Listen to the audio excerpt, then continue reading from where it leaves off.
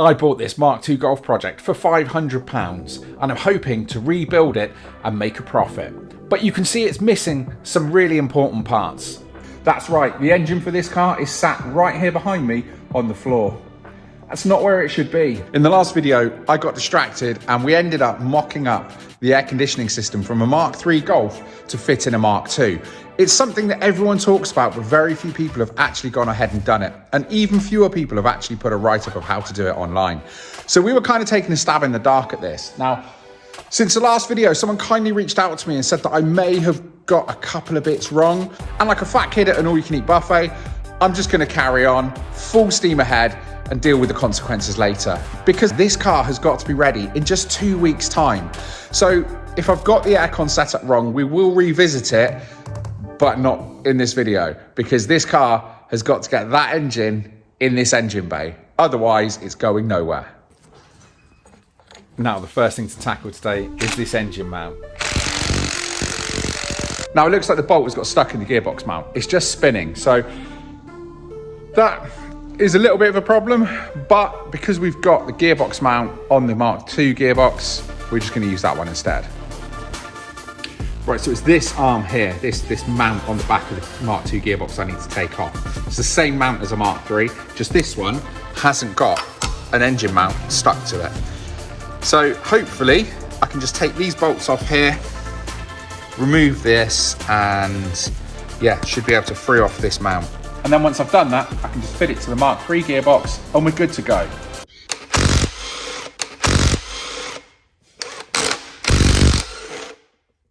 And there we go. 3 bolts and we're off. Okay, so we've got this little thing here, which I think I've got a replacement for in the gear linkage kit. So 3 bolts and that's off. So not the end of the world. Another couple of minutes, I'll have it replaced on the Mark III engine. And that's one step closer to getting this engine in the engine bay. And there we go, just 2 minutes and that's swapped over. It's gonna save a lot more time than trying to get the bolt out of the other one. And the good news is, like a lot of Volkswagen parts, they're all the same, they just swap over like Lego. So that's that done. And of course now it means we can turn our attentions to something else. As it stands right now, we've got the gearbox mount replaced on the Mark III gearbox. We've got the gear linkage back in the Mark II. So this has got the Mark III weighted shifter. It's a bit grimy, but you can see we've got the new sort of bushings in here. So with all that done, we've got a weird red bolt here, which I'm guessing was a wing bolt from the 3.5. But look, it's always nice to have little Easter eggs of the cars that have donated their parts. So every time I look down there, I can think of the car that gave its life to give this one a new one. We've got the factory downpipe on. I'm going to order up a decap pipe for it. But I think we're quite happy that, yeah, we're probably ready to get this engine put back in the bay. And then we'll just bolt it up. Sounds simple, doesn't it? Now, with the engine bay cleared of all the debris and everything else, we've got the airbox back in. You can see down here, we're just going to run with it. It might not be right, but we won't know until we put it all back together and see what we've got to work with. So for now, the airbox is in, it's all sealed up, everything is nice. The engine bay is clear, so we're ready to put the front cross member in and then slide the engine back into place. It's as easy as that. So we've got the engine lined up, ready to take a running jump and get the engine in. A bit more forward or a bit more up?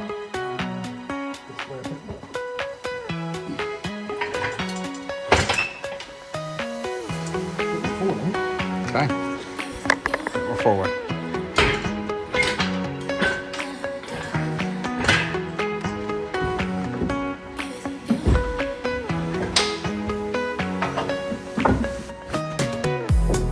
With the engine in bolted to the rear mounts, we've just got to put this cross member in, and then we can take the crane away. And there we go, with the radiator support and the front cross member. We've got the engine in the car. So there's still plenty to do. There's a lot of buttoning up to do with the lower arms. So we can see that the Mark III Golf 4-stud hubs are in. So I've got to put some calipers on, some discs, some pads. I'm going to take these ABS sensors off again. It doesn't need them, and I'm just worried that an MOT tester might say, well, they're fitted, but obviously not connected, so I'm going to fail it. You just never know. Got to put the drop link on for the anti-roll bar. And then we're going to have to sort some suspension out, but that's probably not a tonight thing. Might end up just putting some coilovers on it, just some nice cheap budget coilovers to get us going and make it a little bit stiffer on track. Then from there, we've got the rear end to look at. We've got to put the fuel tank back in because that's still not in. Change that fuel filter. I've got a new one of those. And then obviously we've got to fit the exhaust systems. And I've ordered a gravity decap pipe as well. Now that's here. It's got the hole that we can put the lambda sensor in so the engine will all run nice. So if you think about it, we've got to do the brakes, we've got to do the exhaust, we've got to do the fuel tank, and then we've got to tackle the interior. Yeah, this is the bit that probably gives me the biggest anxiety, just looking at all of this. So that's the loom that needs to go into the fuse box from the engine bay. And this is the interior loom for the aircon, the stereo and everything else. So we've still got a lot to do. Will we make it to the national meet? Week later. We didn't make it to the national meet in this Golf that we're rebuilding. So I ended up taking another Golf, but it means that this one still needs to be finished. Even though I missed my deadline, I've still got to get it done and get this car on the road. So let's fire up the Mini and get ourselves to the barn. Now back in the barn, we can see that the engine is in the car.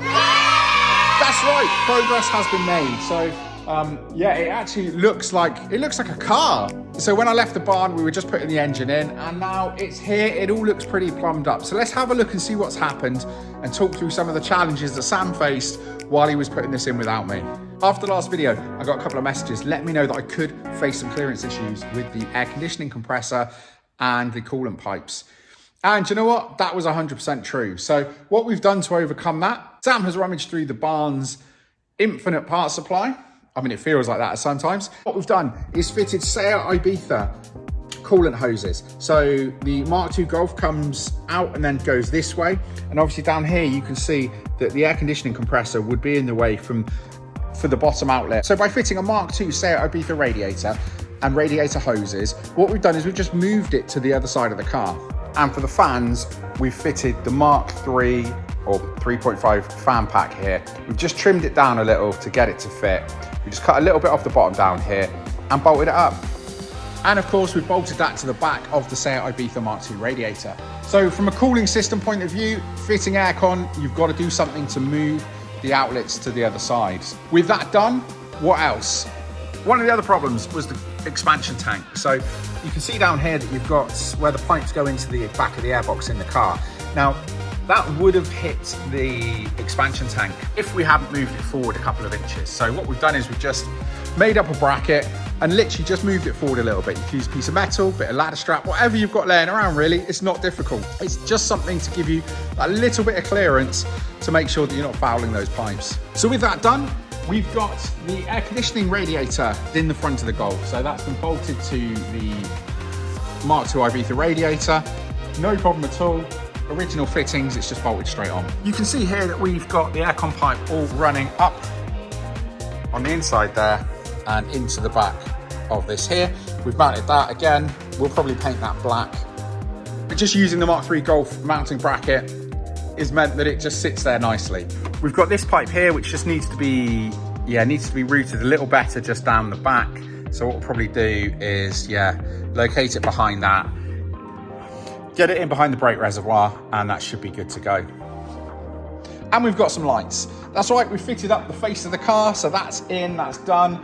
We've also had to put some indicator connectors on. For some reason, they'd been cut off, so maybe this car could run some aftermarket indicators. I've got no idea, but there were just some bare wires. So with that GTD shell outside that we cut the bulkhead out of, just snip these off the loom, joined them on, we're good to go. So the axle stands out and the wheel's on. It should be good to come down. For the first time in quite some time, the car is on its wheels. So it's going to be short-lived because we now need to get the back end up just to pop the tank in, connect the lines, and then that's the back end of the car buttoned up. We still need to sort the exhaust though. So we're not out of the woods, but the car is on its wheels. The engine is in the bay. So it means that we can start thinking about the interior and obviously what we're going to do. Not only about the massive sea of wires, but also the seats and the interior as well. What we're going to do, obviously it needs a headliner, but we need to sort the seats out. So I've got an idea but we'll come back to that later. Let's get the back end of the car up and get the tank in. Yeah, we're through. Now with the tank bolted back up in place, we've got the 3 straps firmly secured to the bottom of the car, holding that tank up. But now you can see we need an exhaust. We're using the standard Mark III Golf downpipe, manifold, whatever you want to call it, but it's got a catalytic converter. So the obvious answer would have been to put a 4-branch D-cap manifold onto the car and we're good to go. But unfortunately, this one just didn't fit. Now, you can see on here that these are all actually quite chunky. The inlet manifold catches the exhaust manifold, and even with a little bit of trimming and a little bit of fettling, it just wasn't enough. So we've had to use the standard exhaust manifold, but we're going to remove the cap, because why would you put a catalytic converter on a 1991 Volkswagen Golf? It's just going to suck the power and we don't need it. So what are we going to use? Well, if we look here on the car, we've already bought ourselves a nice Gravity decap pipe. It basically just bolts up onto the 3-flange fitting of the Mark III Golf exhaust manifold, and it gives us a regular outlet with no cap. But we've got this here because the Mark III Golf engine runs that rear lambda sensor. So we want to have that plugged in so it thinks it's running right. Now we might need to put a right angle on there just in case, but we'll see how it runs. But look, this has got to go on the bottom of the car, and then we can talk about the rest of the exhaust. And I know what you're thinking. Tim, this is a budget build. Why don't you just use the standard exhaust? In fact, I know you're not thinking that. You guys are thinking, Tim, there's only one choice to go for. It's got to be a track slag. Normally I'd agree with you, but remember guys, this is a budget build. So the standard exhaust, as we look down here, I mean, it's not too bad, but we want something that's going to give us a little bit of extra power and that is going to flow just a little bit better. So of course, for a cheap exhaust, there was only ever going to be one option, wasn't there? We've gone for a full 2.5-inch stainless exhaust from Gravity. That's right, no track slags here. The budget just wouldn't stretch to that. So we've gone with this, which is about £245. Now a little hack, if you put these in your watch list on eBay, no doubt, the same as I did, you'll get an email saying, you've just had an offer. Would you like to review offer from seller? And of course, you've got a cheeky couple of quid discount on this exhaust. So lots of people talk about this on Facebook, but to be honest, everyone just says fit track slag, fit track slag. And look, I get it. Look, I was sat at the national meet round the fire with Matt from Track Slag joking about Gravity exhausts. And here we are, a couple of days later, fitting a Gravity exhaust to our budget car. I have been warned that the fitment is going to be terrible on this, but we'll see. But as I joked with Matt, you actually get 3 fittings that kind of slip over your existing exhaust. So yeah, so I guess that part of the fitting kit is actually quite nice. We've got some new exhaust rubbers in the bag as well, and that all came with the kit for about 250 quid. So it's not bad. It should be everything we need except for some exhaust paste to get this fitted. So without further ado, let's get under the car and let's get this exhaust on. Okay, so we've gone to look at the exhaust. First problem already. I was warned the fitment was shit. I think I said that about 30 seconds ago. Now the problem we've got is that there are reducers that come with this kit, but they're both the same size. Well, that's pretty pointless. So we've got this one here, which is slightly longer than this one here. That end goes over the exhaust system, and that end should slot inside the factory system, but it's too big. Not only is it too big for the factory system, it's also too big for the aftermarket decap made by Gravity. So what is the point? So I guess we'll fit the decap today, but then for the rest of it, we're gonna have to order up an adapter. So again, it just means another couple of days or a week that's gonna go by without having this thing fitted up and ready to go. So things like this that take so much time. This is why videos happen. This happen, and it just makes it impossible. So all might not be lost. Me having a little sulk just then might have been a bit premature, but it's not the first time I've had a little cry in the barn. I'm sure it's not going to be the last either. So let's see if we can do something to get this fitted up. So if we just stretch out this sleeve and put it over that. Over that.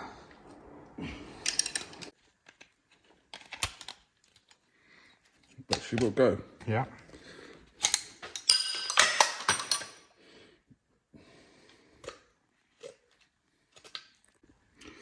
whether that now fits inside there, which it might be persuasion, but it should go. Just wants a clamp around it just to sort of reshape it. Yeah. This can be expanded a little bit. Yeah. And it can go. That'll go on there. Hopefully that'll do the job. We're not going to have a problem with excess length. Let's see if this goes on. Okay, so back under the car, let's get this bolted up. So 3 bolts on the flange. Now, we're going to put a bit of exhaust paste in. You shouldn't do this if you've got a cap, but bear in mind this hasn't got a cap, so we're going to be okay. So, there we go. We've got the gasket, bit of exhaust paste. Probably should have done this while I was at the top, but never mind. Oh, we only want a little bit, but accidents happen. So we're just going to put a bit around there and then put them on head first.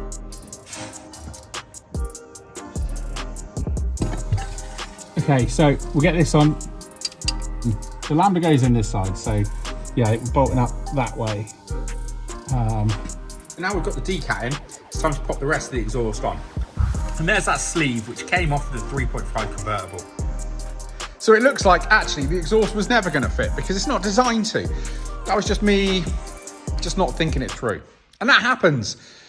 But look, we got the sleeve that goes from the cat to the center section. So that's there. We're going to get that bolted up. We're going to get the rest of the exhaust on now, but we've got to cut that rear valance because it's a driver rear valance. So it's for a single pipe, not a GTI pipe, or certainly not 2 massive stainless tips hanging out the back. So let's have a look at what we've got to cut off.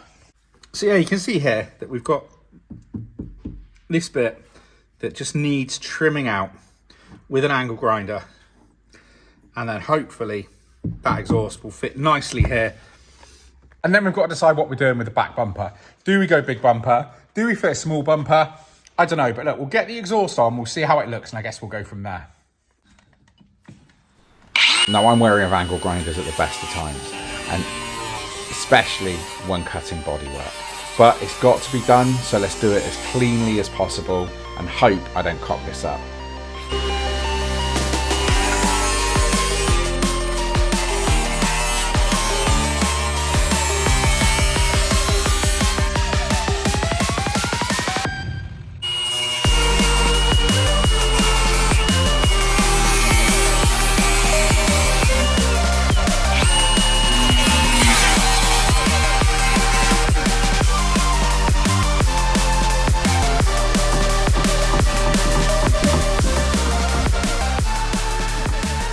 And there we go. Right, and there it is. 1 recess trimmed to fit the twin pipe exhaust. Now, with that trimmed, it's time to fit the rest of the exhaust. So, back under the car, I need to put the rear hanger on, which this one was missing for some reason. This car was missing so many bits, it's not even funny. So, again, we pinched it off the scrap GTD shell out the front. So, I'm going to put the exhaust hanger on now, and then we'll just offer up the center box, which is just chilling out underneath. And then we've got the suitcase box and the back box, and I'm going to be interested to see what it looks like with this exhaust on. Unfortunately, I don't think we're going to get to fire it up today, but look, we can get the exhaust on, we can get some wheels on, and we can see where we are.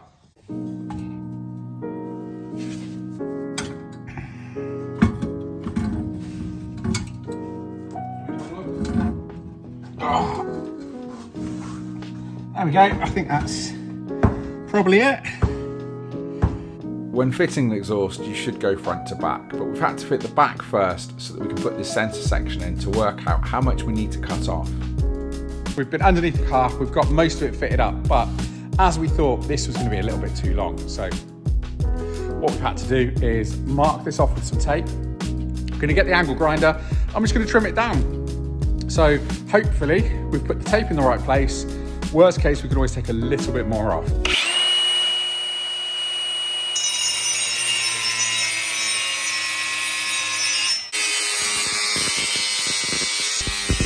Now with the exhaust trimmed, hopefully it's ready to go back on. So let's get under the car and see what this looks like. So fingers crossed we've taken enough off, but we can always trim a bit more if we need to. Now normally we'd be fitting this exhaust front to back, but we needed to make sure that we trimmed enough off. So what we'll probably do is get this fitted up, and then when we're ready to actually fit it properly, we'll we'll go ahead, take it back off, exhaust paste it, and then it'll all fit nicely. Let's have a quick look and see what we've got. Now we've got the tailpipes. I think I need to adjust the bracket a little bit, the little thing I put on, because there's a bit of movement in that, but we can tighten that up and it actually sits quite level, which is nice. And then underneath the car, there we go. It's kind of all on there. So fitment wise, it's not that bad. I mean, yes, we've taken an angle grinder to 250 pounds worth of exhaust, which might not be something that everyone wants to do. But again, bearing in mind, we're putting bits on a car that were never designed to go on a car. We've got a Mark III Golf downpipe, we've got a Mark III Golf D-Cat, and then we've got a Mark II Golf exhaust. We've got the sleeve that joins the cat to the rest of the exhaust off of a Mark III. So there's a whole mix of parts in here. So I'm not surprised it doesn't line up perfectly. And the fact that we've only had to cut a couple of inches off, I don't think it's that bad, especially for the price.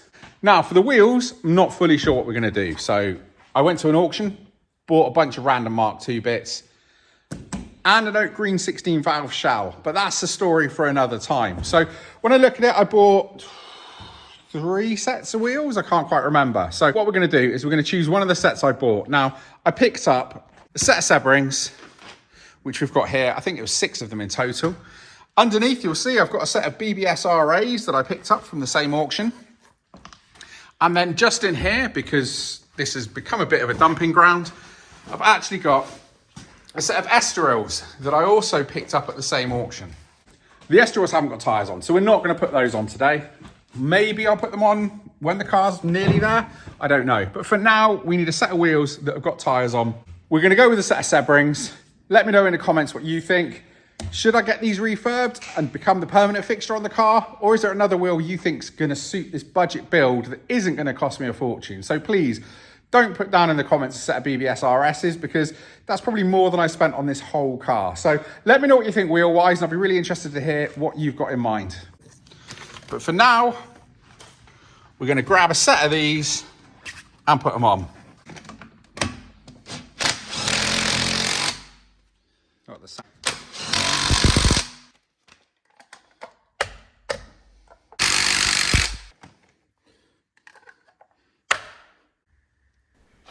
And there we go. We've got a set of wheels on the Golf. It's back on the ground. The suspension needs some work. But what do you think? I mean, I think that looks pretty good. Now, I'm very aware this channel has become a guy in a barn with an old car, and we haven't got out much. But I think you'll agree, we've made a lot of progress on this today. And we've also got the wheels on. So I don't know if these wheels are going to stay on this car, but you know what? I think they actually do look really good. So depending what we do bumpers-wise, is going to really decide whether or not these wheels stay on. But having a look down here with the Sebrings on it, I mean, they look pretty good on a grey car, don't they? So it's been a really hot day in the barn, but we've got this car one step closer to getting started. So next video, we're going to tackle the interior, and that means that wiring. We're going to do the wiring, we're going to do the dash. We're also going to sort out the seats as well. I've got an idea of what I'm going to do. I've got an interior out of a Golf, which just wasn't sold in the UK. So I think it's going to look really cool in there. And I hope you'll stick around to see what we're putting in. Other than that, we've got the headliner. I think that's going to be a completely separate video just fitting that headliner. So again, if that's something you want to see, yeah, definitely make sure you're subscribed, and we will get around to fitting that headliner. I'll get it ordered up this week. So hopefully in the next few weeks, we can make some progress on that. But other than that, what do you think? I know it doesn't seem like a lot, and we've been gone longer than I wanted to, but with the national meet, going away with a family, starting a new job, lots has gone on that's meant I haven't been able to get up the barn and get cracking with this Golf. But the progress that we have made, I think, has been pretty solid. And once that dash is in, we should be ready to get this thing started. There's a couple of bits to button up. We need to do the brakes, the suspension. As I say, we've got to sort out the bodywork. So what are we going to do bumper-wise? Are we going to go big bumper, small bumper? I don't know, let me know in the comments what you think. And do you like the wheels? Have we made a good choice purely by accident, or do you think there's something else that should go on this car? And if the next video is up, it's going to be here. If not, it's something YouTube thinks you're going to like. So thanks for watching. I'll see you on the next one.